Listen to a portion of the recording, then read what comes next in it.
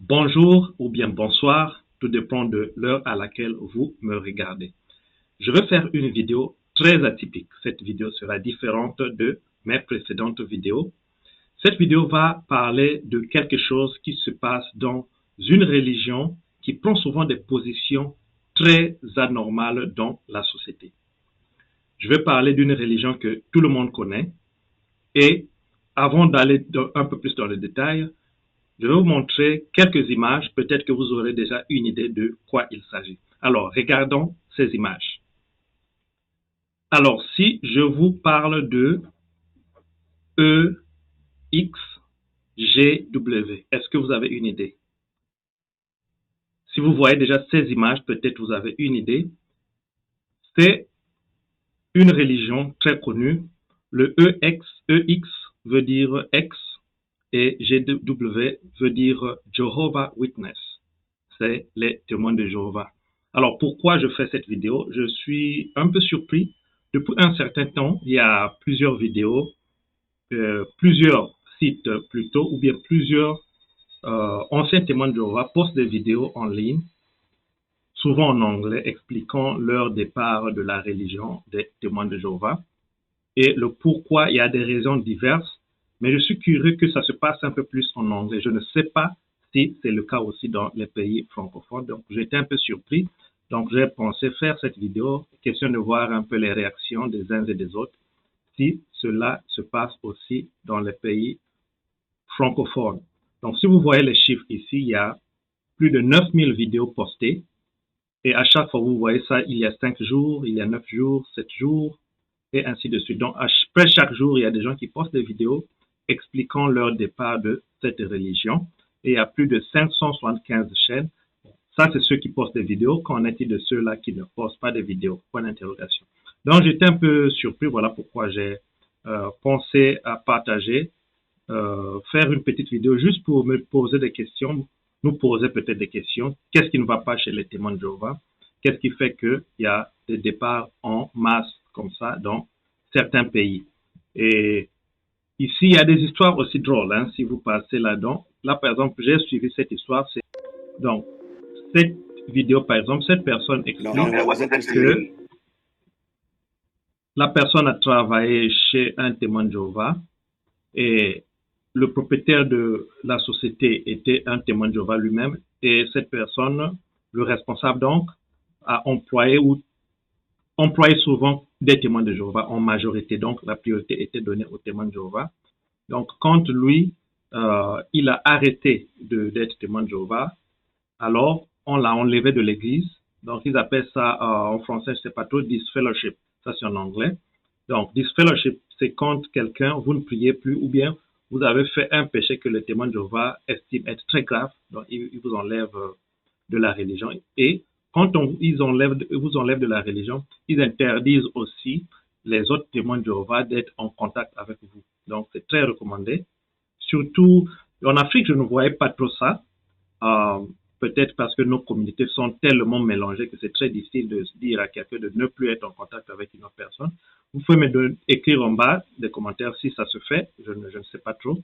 Mais en Europe et aux États-Unis, c'est très fréquent car ici, la famille, elle est très limitée. Papa, maman et puis quelques enfants.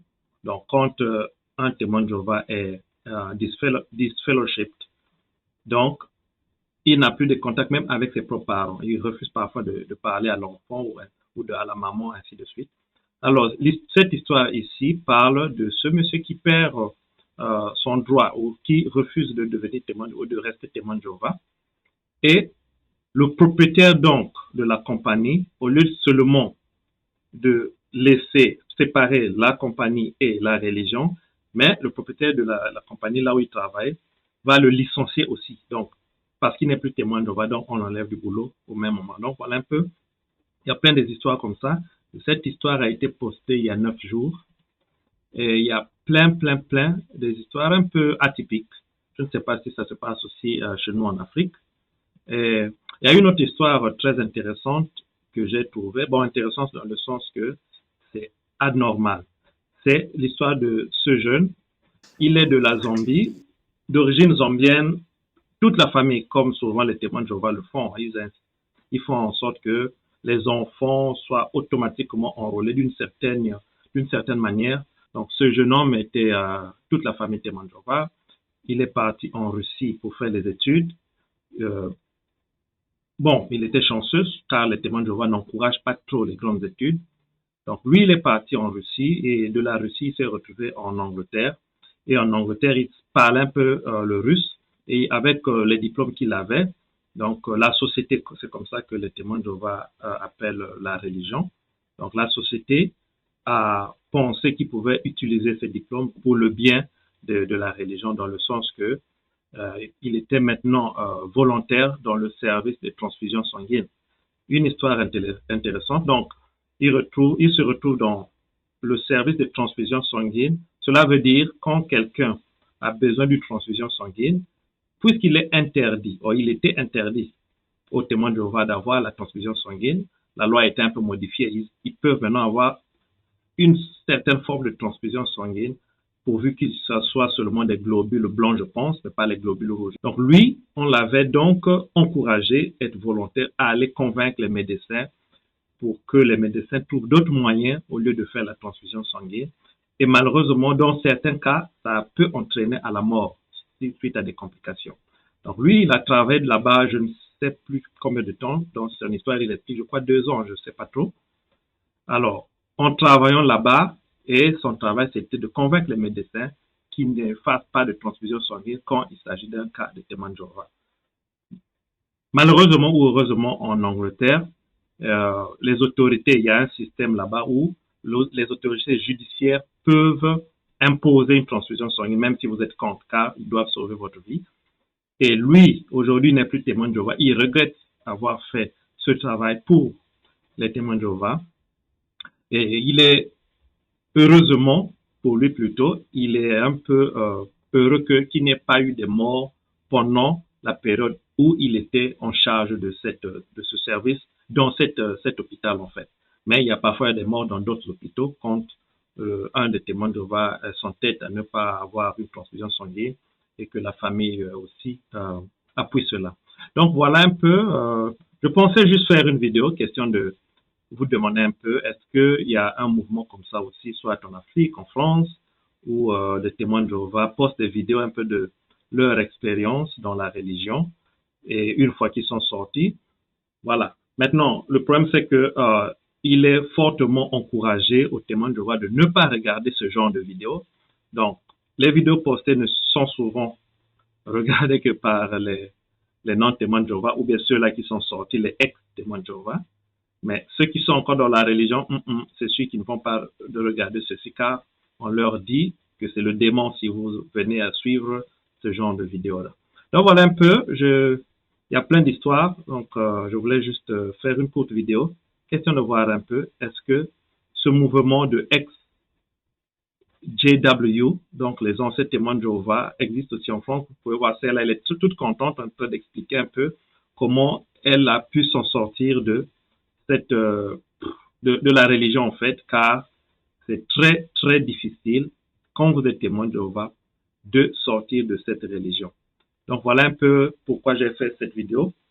Maintenant, il y a une vidéo, un monsieur qui expliquait que il faut plutôt avoir de l'empathie et de la sympathie envers les témoins de Jéhovah, car ce n'est pas de leur faute, ils sont tellement ancrés dans ce qu'on leur explique, que le monsieur lui-même explique qu'une fois qu'il soit sorti de la religion, qu'il a finalement compris combien de fois il était presque impossible même pour lui de sortir, vu la pression que la religion crée en eux, la peur que la religion crée en eux, que dès demain peut-être c'est la fin du monde, il faut être à jour, il faut faire ceci, il faut faire des heures pour prêcher, ainsi de suite. Donc il explique que au lieu de se fâcher contre un témoin de Jéhovah, il faut plutôt avoir de la pitié, car c'est des gens qui sont grandement égarés et que c'est très difficile pour eux de penser, de voir jusqu'à